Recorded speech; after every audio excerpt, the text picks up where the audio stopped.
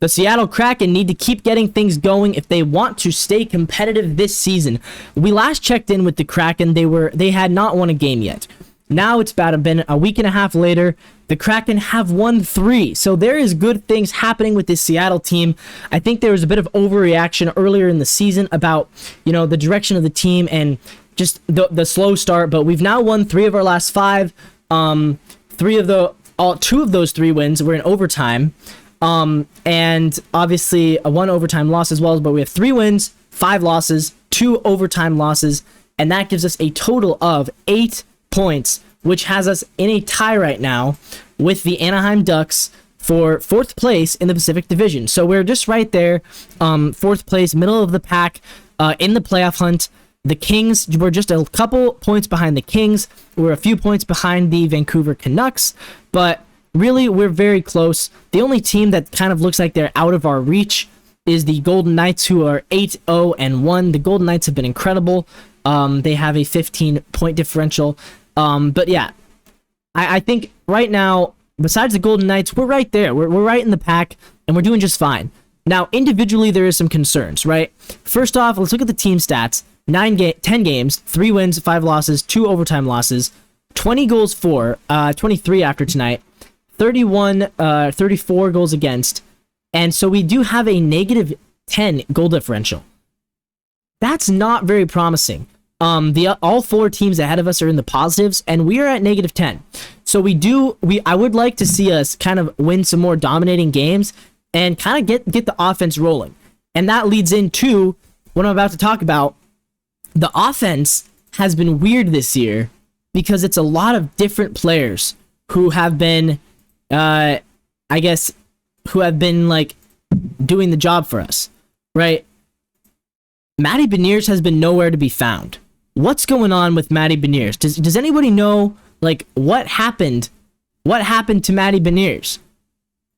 I feel like last year is starting to look like a bit of an anomaly. But it's not an anomaly. Let me tell you what.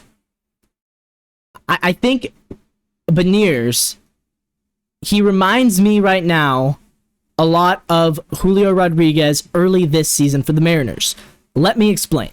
Julio, early this season, in April, he struggled. He was not good.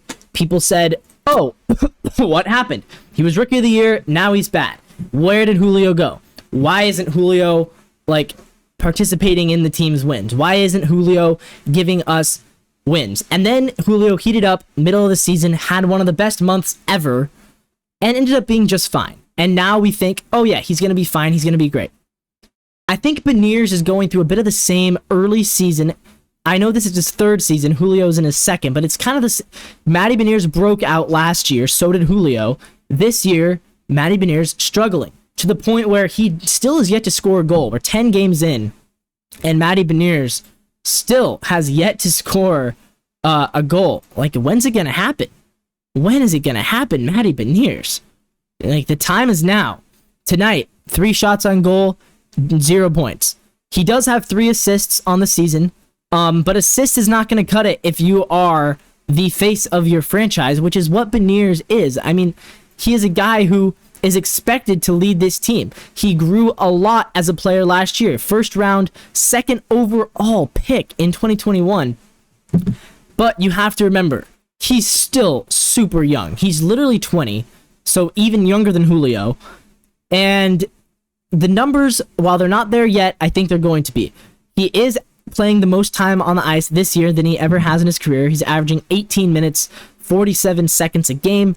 The plus minus, not good right now. It's minus 12. Last year, he was at plus 14. However, again, I think he's going to be all right. I think he's going to turn it around. Like I said, 3 assists, no goals, but he's due. And this is the thing, right? The Kraken, with their best player really, really struggling, are still tied for 4th in the division. They're still barely behind 3rd and 2nd place. They just won their 3rd game in their last 5.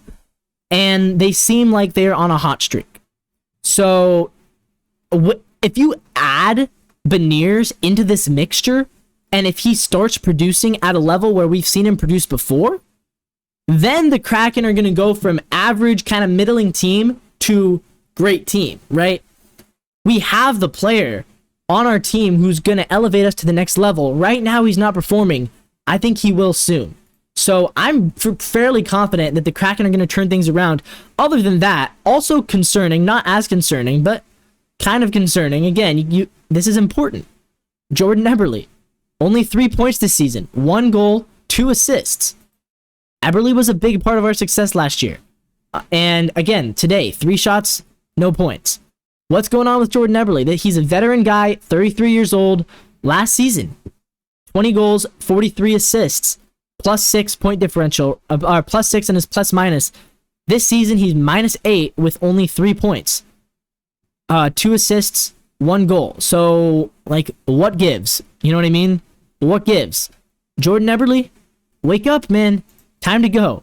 It's time to go. Your team, you're doing okay, but it's time to go. Again, Eli Tolvanen. Eli Tolvanen's a guy who played a huge part of our success last year. 24 years old, a first-round pick for the Predators. We brought him in 2022 last season. What does he do? He only plays 48 games, so he played about half the season. 16 goals, 11 assists, and a +10 on the plus minus. He was very good for us last season, and he only averaged 15 minutes a game for 48 games. This season, he is not producing. 1 goal, 2 assists, and 3 points. The 3 best players, argumentably, on your offense from last season have combined for 2 goals and 8 assists this season. Do you really think that's going to continue? Because if you do, then yeah, the Kraken are not a great team. But if you think that the 3 guys who were, at times, the 3 guys who were leading our offense last season, if you think that they are going to get back to maybe not the exact level that they were last year, but if you think they're going to get even slightly better, that elevates this team from average to good. And if Beniers really pops off, that elevates the team from good to great. So I'm not very worried. You look at the guys who are currently playing really well. Jared McCann, he leads the team in goals with 4 goals, 1 assist for 5 points. McCann, obviously, in his 3rd season with the Kraken, he's been good last season, 40 goals. He was very good last season with a +18 plus minus. This season, -5, 4 goals, 1 assist. He continues to be a very, very good force on offense. He's averaging 17 minutes a game right now. And he's been good for his whole career, but he really kind of broke out last season with us. 70 points, a career high, and right now he's only at 5 points, but 4 of those are goals. So again, credit to Jared McCann. He's picking up exactly where he left off last season, and it's really fun to watch. Jaden Schwartz, also with 4 goals, 2 assists. He's got 6 points. And again, Jaden Schwartz is a guy who, throughout his career, has been a very solid player. He played with the Blues, St. Louis Blues, for a very long time. He was a first-round pick for them, 2010, and right now, he's one of our best players, right? 4 goals, 2 assists. Last season, 21 goals, 19 assists in 71 games, and he's averaging 16.45 right now, time on ice. So we're seeing some guys who are maybe more... Well, I mean, McCann's not a role player. Schwartz is a little bit more of a role player than McCann. But we're seeing guys who we didn't necessarily expect to be as good. They are currently right now playing really, really well. And that's been fun to see. On the assist side of things, Vince Dunn has been absolutely incredible. He leads the team with 6 assists. He also leads the team with 7 points. The 27-year-old also used to play for the Blues. Last season, he 50 assists. I think that led our team last season too. And here he goes again, picking up right where he left off. He had 50 assists last season. He has 6 this season. He is currently averaging 23.48 minutes per game. 23 minutes and 48 seconds a game. That is really, really impressive that he's been able to play that much. And yeah, he's been really good. He's been a kind of a leader for this defense. And then you've also got Oliver Bjorkstrand with 7 points, 2 goals, 5 assists. Bjorkstrand's a guy who came in last season and kind of struggled. 81 games, only 20 goals, 25 assists, 45 points. and he averages just under 16 minutes, which was the lowest he's ever averaged in his career outside of 2018.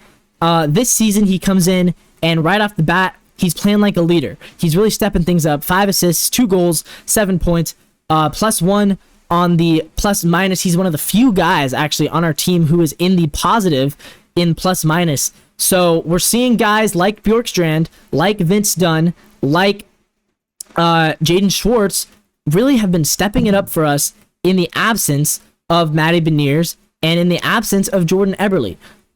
Who leads the team in plus-minus? It is right now Oliver Bjorkstrand.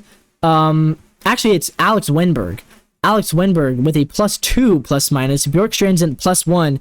Nobody else is in the positive right now. And again, that's mostly just because of how we have been struggling. We do have a -10 point differential, but it does speak to something. Matty Beniers at -12, he is 20th right now in plus-minus. Nobody else is below -8. So Matty Beniers, when he's on the ice, we play worse. That is a little bit worrisome, but again, I'm not going to read too much into it yet. I think he's just off to a slow start. I think it's kind of similar to the Julio Rodriguez thing. I think he's going to be A-okay. Who leads the team in penalty minutes? That would be Yanni Gord with 16. McCann and Eberle both there at 9. Points per game, you're looking at Vince Dunn, Oliver Bjorkstrand, both of them at 0.78 points per game. That's pretty good, although obviously we could be better. And then looking at our shots.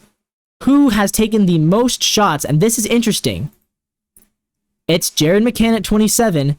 Ty Cartier, I'm not sure how to pronounce that. 25 shots.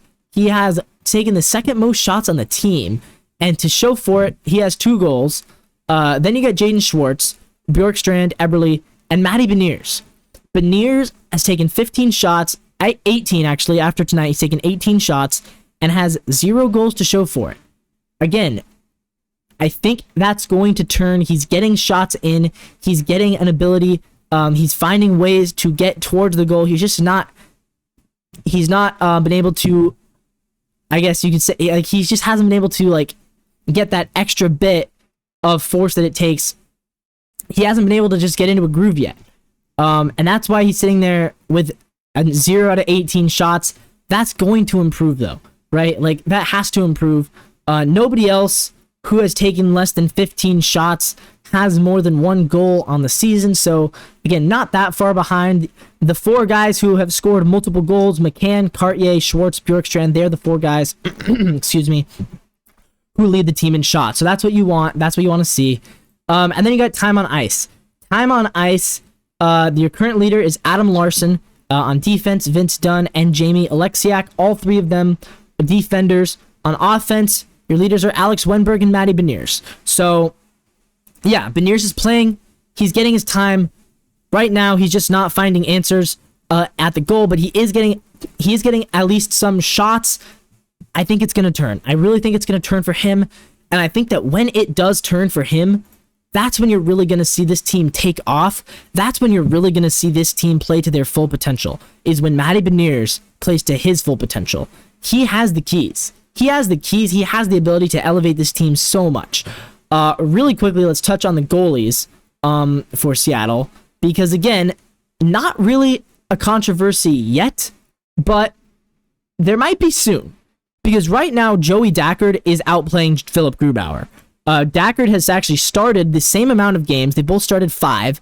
Dackard has started 2 wins, 1 loss, and both overtime losses. Grubauer, 1 win, which was today, 4 losses. So it's finally nice to actually see Grubauer start and get a win. Today he saved 33 out of 36 for a .917 percentage. That's what you want to see. This has been Grubauer's best game, easily, actually. And I'm looking at the stats here. Jared McCann had another goal today. He's up to 5. Wow. 5. He had a goal and an assist. Look at that. He did also take 6 shots, led the team in shots on goal. Jaden Schwartz 0 for 6. That's worth noting. But yeah, Phillip Grubauer. Not controversial yet, but if Joey Dackard keeps playing well as his backup, you might start to see some people say maybe we should kind of split the minutes up more. They're very even as far as minutes go. Dackard has a few more, actually. And yeah, again, like the starts, Dackert has more starts. They're tied in starts. Dackert has more wins. Dackert has more saves. Dackert also has more shots against, however. And Dackert has also, and they've allowed the same amount. They've both allowed 15 goals in 5 starts. They're both averaging only 3 goals allowed per start. And that's the interesting thing, is that despite the struggles, despite the losing, we're only averaging 3 goals allowed per game. And there's been a few that were scored when we were at a disadvantage, when we didn't have a goalie in the box. We've allowed a total of 34 goals. So 30 of them allowed by 15 by each goalie, and 4 were unattended shots. So really the problem is the offense very early on was really bad. The offense has been a lot better lately. The defense has been fine. Dackert and Grubauer are both playing okay. Dackert again, though. Dackert does have a better save percentage as well. He's at 912. Grubauer did get above 900 after today. That's obviously really good to see. So it's not a controversy yet, but Dackert's not a bad backup. He's not a bad player to have, and he's been playing well. Last season, he played in just 5 games. We were 2-1, 2-1-1, and this season he already has more total time on the ice than he did last season. That's crazy. That is crazy. He actually has the second most time on ice out of any season of his career this year than any others. Last year, he started 5 games. The year before that, 4. The year before that, 6 for the Senators. So he's about to break his career record for most games started, time on ice, saves, all that kind of stuff. He's having a career season. He's 27 years old, so he still could end up being a solid goalie. And again, I'm not saying he should be the starter. I think Grubauer should be the starter, but it is worth looking into. It is worth noting that right now our backup has been playing pretty well, has been playing better, and that's really good to see. You know, the fact that you have a capable backup goalie, a lot of teams wish they had a capable backup goalie, and I think right now we do. So yeah, bottom line, Beniers has to be better. I think he will. I think it's a Julio Rodriguez thing. I'm not that worried about the Kraken. I really am not, and I'm excited to see how the season goes. So that's going to wrap this video up. This has been the NW Sportscast, Northwest Sports, your home for quality coverage on the Kraken, Mariners, Seahawks. We do a little bit of Sounders. We also talk about the Huskies. Maybe if the Cougars are relevant, we'll talk about them too. Right now, they're not. And that is what we do here at the NW Sportscast. So follow us, like, subscribe, comment down below for more videos like this. If you're listening on the podcast, you can find us Apple Podcasts, Spotify, wherever you get your podcasts. Thank you for listening, watching, and we will see you guys in the next one. Go Kraken.